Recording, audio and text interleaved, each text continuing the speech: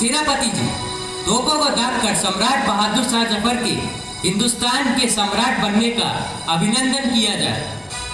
राज्य की सेनाओं को अंग्रेजों के खिलाफ लड़ाई के लिए तैयार रखें। रसद और उनके बारे में प्रसिद्ध था कि वे नींबू को हवा में उठाकर उस पर निशाना लगा लेते थे।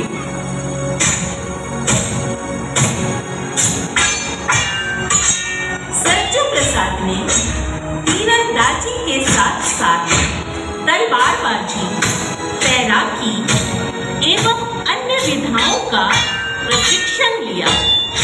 उनमें एक कुशल राजा बनने के सारे गुण मौजूद हुए।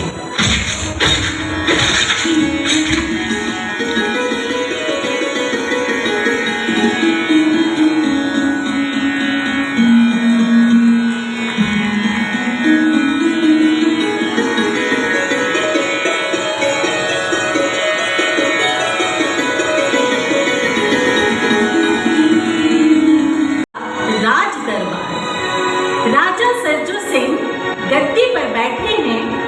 सामने मंत्री, सेनापति एवं अन्य दरबारी बैठे हैं। तभी तहसीलदार मीर साबित अली गुस्से में अंदर घुस आता है।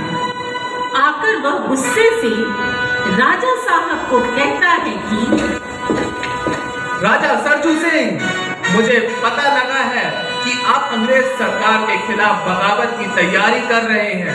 ताकीद रहे कि ईस्ट इंडिया कंपनी हिंदुस्तान की असली मालिक है और आप उसके नौकर। तुम्हारी इतनी जुर्रत, इस बदजुबान का सर काट लिया जाए। महाराजा सरजू सिंह जी की जय। महाराजा सरजू सिंह जी की जय।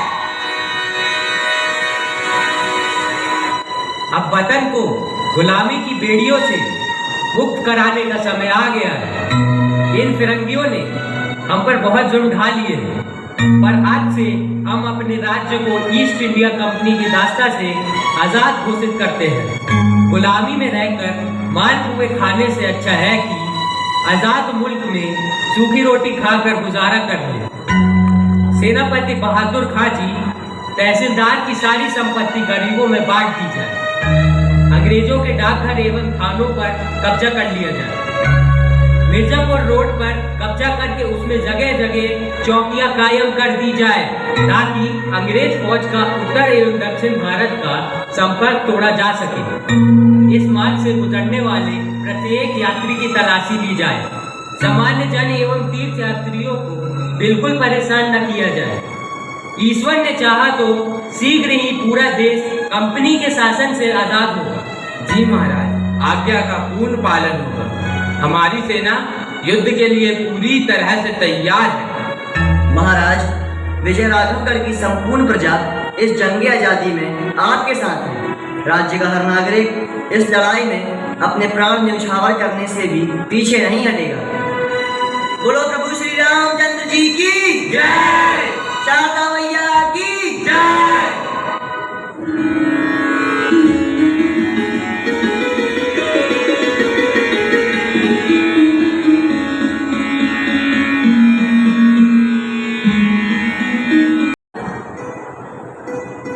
समय 1857। गद्दी पर युवा राजा ठाकुर सरजू सिंह जी हैं। सामने मंत्री, सेनापति एवं अन्य दरबारी बैठे हैं। महाराज, अंग्रेजों और उनके तहसीलदार मीर साबित अली ने नाक में दम कर रखा है। प्रजा की भलाई के कामों में तहसीलदार बाधा डालता है। प्रजाजन अंग्रेजों एवं उनके तहसीलदार से त्रस्त है। सारा देश इन फिरंगियों से परेशान है। ये विदेशी भारतवासियों पर तरह तरह से अत्याचार करते हैं, परंतु अब इनके पाप का घड़ा भर चुका है। अब उसके फूटने का समय नजदीक है। महाराज, झांसी की रानी लक्ष्मीबाई जी का दूत उनका पत्र लेकर उपस्थित होने की अनुमति चाहता है। अनुमति है।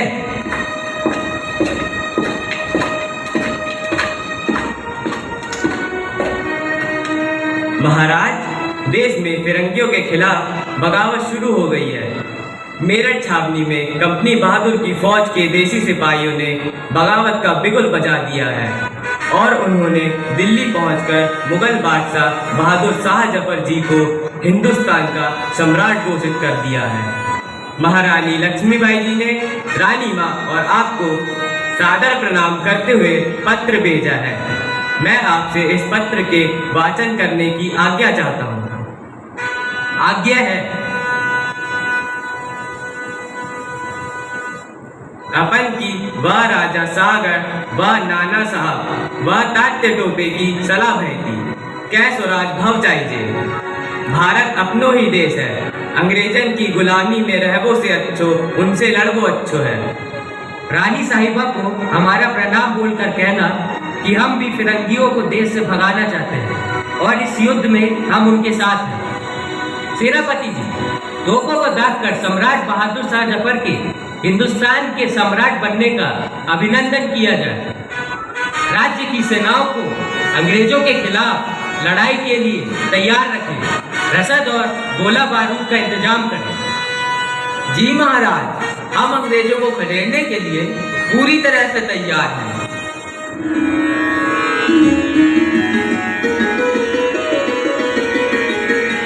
करने के बाद अंग्रेज सेना विजय राघवगढ़ की ओर कूच कर गई, परंतु क्रांतिकारी जगह जगह पर अंग्रेज सेना पर हमले कर रही थी। परंतु अंग्रेज सेना अधिक साधन संपन्न थी एवं उनका तोपखाना वृहद था। क्रांतिकारियों का दमन करते हुए अंग्रेज सेना ने विजय राघवगढ़ के किले को घेर लिया।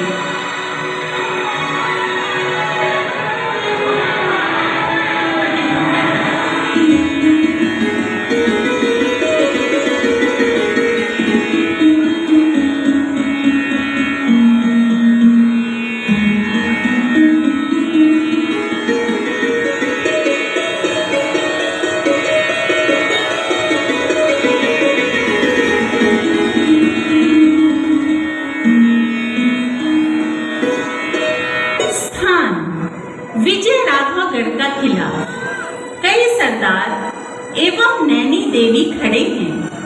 राजा सरजू सिंह बेचैनी से टहल रहे हैं। एक सैनिक आकर प्रणाम करके कहता है, राजा साहब, अंग्रेजों ने किले को चारों ओर से घेर लिया है। सरदार नैनी देवी, आप किले का मोर्चा संभालो। रानी साहिबा एवं युवराज की रक्षा आपकी जिम्मेदारी है। मैं आधी सेना लेकर शत्रु पर पीछे से हमला करता हूँ।